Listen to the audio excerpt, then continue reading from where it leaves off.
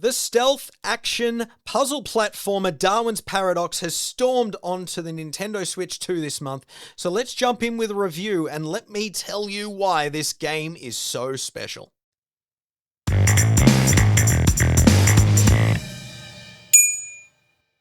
So the game follows Darwin, who is breaking into an industrial complex to rescue his octopus friend, and this warehouse is being controlled by aliens, sort of set in the 1950s in, let's just call it Anytown, USA. That really is all the story you need. There is really no dialogue other than an opening cutscene to speak of. It's all visual cues, and it is done through this absolutely gorgeous animations, as you can see on screen. The game plays as a sort of 2.5D. You are only able to move left to right, up and down. There's no forward and back. However, the entire game is sort of taking place in a 3D space, so you can see everything going on around you. It is a really cool effect, and the verticality that comes into the game throughout really does make it feel special. If you've played the game Inside, which I believe came out back in 2016, this is probably the closest game I've seen to that since it released. The difference, I would say, ultimately between that game and this is it just has a far more charming style and really brings you in, makes you feel really connected to Darwin, even though you're only getting emotion through their eyes. I didn't find the gameplay too challenging. However, there were a few spots where I was unsure as to what the game was wanting from me. Turns out there were a few spots where a box needed to be dragged from one, like off screen, back into where you were now to sort of make a jump. And there were a few spots where there was like a chase scene. And as it turned out, I just wasn't dashing correctly. I just assumed it was more of a, you press the button and then you dash, and then that's when you press the button again to dash again. But apparently if you just furiously press the dash button, Darwin will move faster. So that's a user error. Other little things I just didn't realize, as I said, like that you could bring the box from one screen to the other. So once I realized that, it was straightforward. The game towards the end can get a bit more challenging, but again, I don't find that it was in any way, shape, or form unbearable. Checkpoints are very forgiving. You don't really have to go back very far, and I think that's probably for the better. The game does have a very short runtime. I rolled credits, roughly speaking, between 5 to 6 hours, just based on my Switch saying I played for 5 hours or more.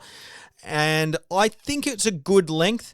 I don't know if a lot of people will find that this game has a lot of replayability. For me, I've jumped in.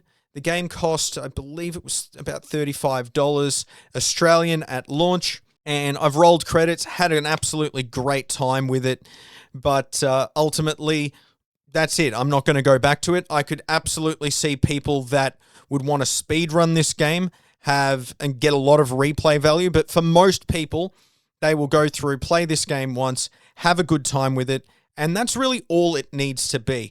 And when you consider the type of gameplay that you're seeing on screen, this game would not have worked well if it was, 15, 20 hours, because ultimately a lot of the ideas would start to wear thin.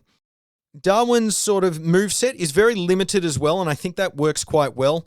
B sort of works as a dash, which is also a jump button. A introduces the ability to camouflage, because this game is largely a stealth game. Even though it is a platforming puzzler, largely you are trying to hide from characters, whether it be animals or aliens, from being seen to get to your end destination. And the other thing that comes in later is the ability to shoot ink to sort of hide your view from other characters as well. And I think that works largely well. I think the more tools that you would have been given, it would have gotten far more complex than it needed to be. And I think this really did work quite well, and I'm happy that they kept things simple. The more buttons that I would have had to have dealt with, the more systems, it would have just created the game to be far more complex, far more confusing, and instead it just ultimately was quite a joy to play. The visuals are an absolute highlight of this game. I found it great that everything's very bright and easy to see. There really aren't points where you're wondering where you need to go. There were a few points, but for the most part, it's more about how do I get to where I need to go. And the little thoughts there is what makes this game special. I didn't come into many bugs whatsoever. However, on 2 separate occasions, the game did completely crash on me. Now, that would be a big issue in a lot of other games, but the checkpoint system and saves are frequent. So I booted up the game straight after the game crashed. I would have been at least 30 seconds to a minute behind where I was in that moment, and it was very quick to get back there. It was a little annoying, don't get me wrong, but it was not the end of the world like some other games might be if that were to happen.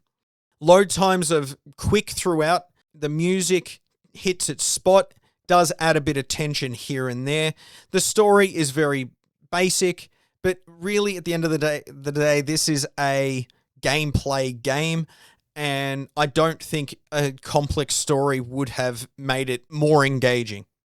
To sum up my thoughts, Darwin's Paradox was an absolute joy. That a lot of games recently, I've really found myself almost like clamoring for the finish line, whereas this one, I was just enjoying my time with it throughout. I think this is one of the best indie games to come to the Switch 2 so far, and I think it's going to be on a lot of people's best of lists at the end of the year, and probably on the Switch 2 as a whole. I am awarding this game 4 stars. Thank you very much for watching. Be sure to like and subscribe, and we'll see you next time for another game review.